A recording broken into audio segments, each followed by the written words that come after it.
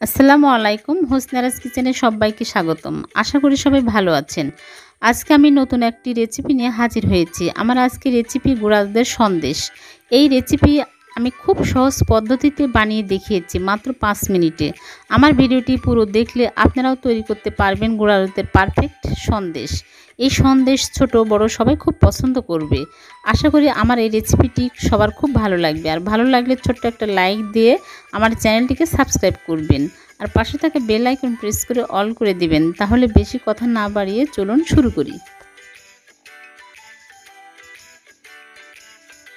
গুঁড়া দুধের সন্দেশ বানানোর জন্য চুলায় প্যান বসিয়ে আমি হাফ কাপ পানি দিয়ে দিচ্ছি, আর দিয়ে দিচ্ছি 1/3 কাপ চিনি।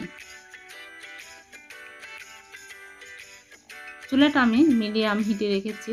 অনবরত নেড়ে চেড়ে আমি শিরা তৈরি করে নিব। আর দিয়ে দিচ্ছি সাদা এলাচের গুঁড়া সামান্য পরিমাণে। যখন শিরাটা আঠালো হয়ে আসবে তখন আমি চেক করে নিব যে একতার হয়েছে কিনা।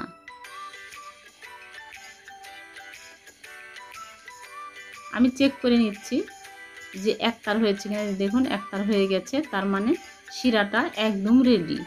এখন আমি এর মধ্যে গুঁড়া দুধ দিয়ে দিব 1 কাপ। আমি অল্প অল্প করে দিয়ে মিক্স করে নিচ্ছি। আর চুলাটা আমি বন্ধ করে রেখেছি। খুব তাড়াতাড়ি মেশাতে হবে। আমি 2 বারে দিয়ে দিচ্ছি।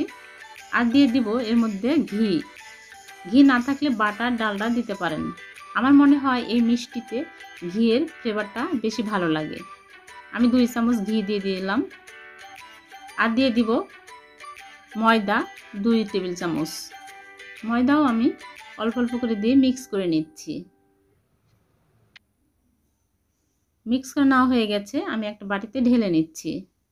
বাটিতে ঢেলে আমি একটা কাপড় দিয়ে ঢেকে রাখছি। গরম গরম থাকতে এই মিষ্টিটা বানিয়ে নিতে হবে, তাছাড়া শক্ত হয়ে গেলে আর বানানো যাবে না। আমি এইরকম একটা ছাঁচ নিয়েছি, ফুলের ছাঁচ। এই ছাঁচটা সব জায়গায় কিনতে পাওয়া যায়। এখন বল বানিয়ে আমি ছাঁচের উপর দিয়ে চাপ দিয়ে আমি সন্দেশটা বানিয়ে নিলাম। এই যে দেখুন কত সুন্দর ডিজাইন হয়েছে।